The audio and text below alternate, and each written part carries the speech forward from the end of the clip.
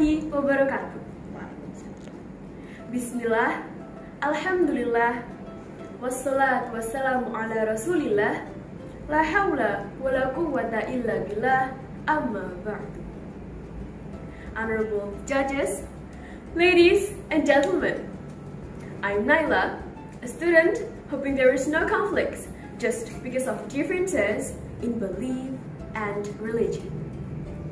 And on this occasion, I deliver my speech entitled How to Implement Religious Motivation in Strengthening the Unitary State of the Republic of Indonesia. Alright, ladies and gentlemen, in 2019, the Indonesian Ministry of Religious Affairs has introduced a new term to resolve conflicts about religious diversity in Indonesia. And that is religious motivation. Have you heard the term religious motivation before? But I'm sure that most of you have heard of it. But do most of you really understand the term? I'm not sure about that. Well, for those of you who may not understand what religious motivation is, let me tell you about it. So religious motivation is a moderate way of viewing religion. There is understanding and practicing religious teachings in the middle lane with the extremes, both right and left, in order to create balance and mutual understanding between individuals without having to make a fuss. In the context of Islamic education, the notion of religious motivation is often referred to as wasatiyah. The Prophet ﷺ strongly encourages his followers to always take the middle way, which is believed to be the best way. In a hadith, the Prophet said, "Khairul umuri awsatuha," which means the best of affairs is the middle way. Ladies and gentlemen, now I want to ask all of you, do you think religious motivation can maintain the diversity that exists in Indonesia? Can religious motivation strengthening the unitary state of the Republic of Indonesia?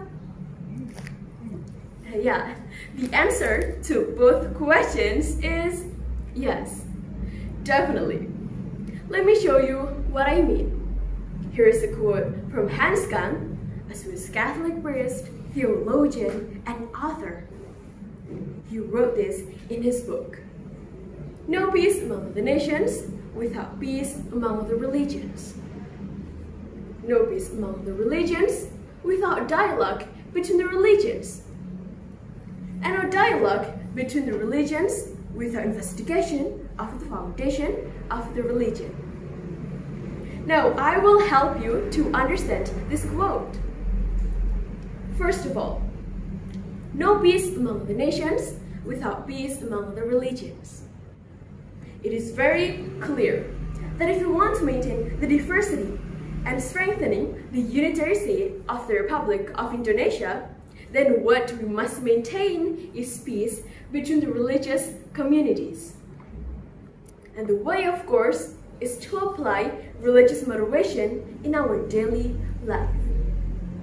Second of all, no peace among the religions without dialogue between the religions. The emergence of differences in society is natural, so there is nothing wrong for us to understand each other. And the easiest way is to study groups that are different from ours. We can do this through dialogue.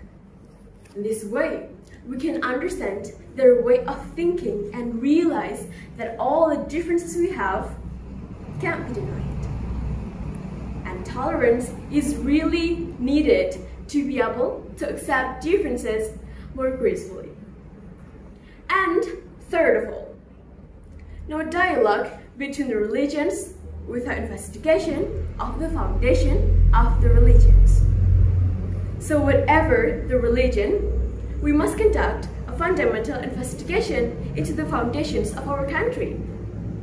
And now this religious motivation is a form of investigation of the foundation of the religions. So, in conclusion, if you want peace between the nations, if you want to strengthen the national unity, then we must ensure that the religious communities in our country are at peace. And one of the ways to reconcile the religious people in our country is to have a dialogue with them, to understand their way of thinking. And of course, if you want to understand their various thoughts of religious teachings, then we must understand the foundations of our religion first. So that when we have a dialogue with them to understand the various kind of thoughts, we will not deviate from the teachings of our religion and the foundations of our country as well. Ladies and gentlemen, thank you very much for your attention. Wassalamualaikum warahmatullahi wabarakatuh.